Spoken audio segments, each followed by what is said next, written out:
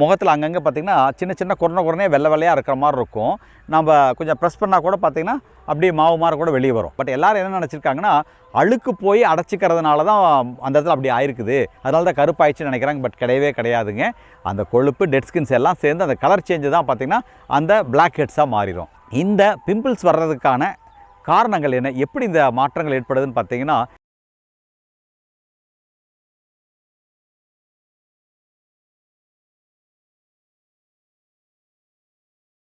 எல்லாரும் முகப்பருவங்கிறது பார்த்திங்கன்னா அந்த காயாக வர்றது மட்டும்தான் முகப்பருவன்னு நினச்சிக்கிறாங்க.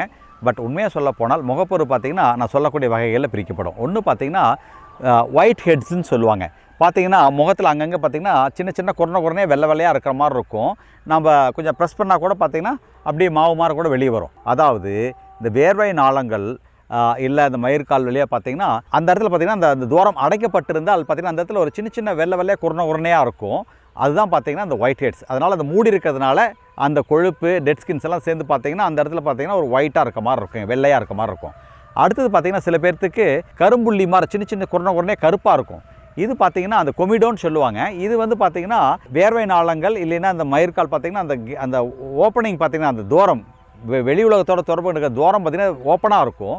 அது சுற்றுப்புற சூழ்நிலையை வந்து ரியாக்ட் பண்ணும்போது அந்த இடத்துல கலர் மாறி இருக்கும். பட் எல்லோரும் என்ன நினச்சிருக்காங்கன்னா அழுக்கு போய் அடைச்சிக்கிறதுனால தான் அந்த இடத்துல அப்படி ஆயிருக்குது, அதனால தான் கருப்பாயிடுச்சுன்னு நினைக்கிறாங்க. பட் கிடையவே கிடையாதுங்க.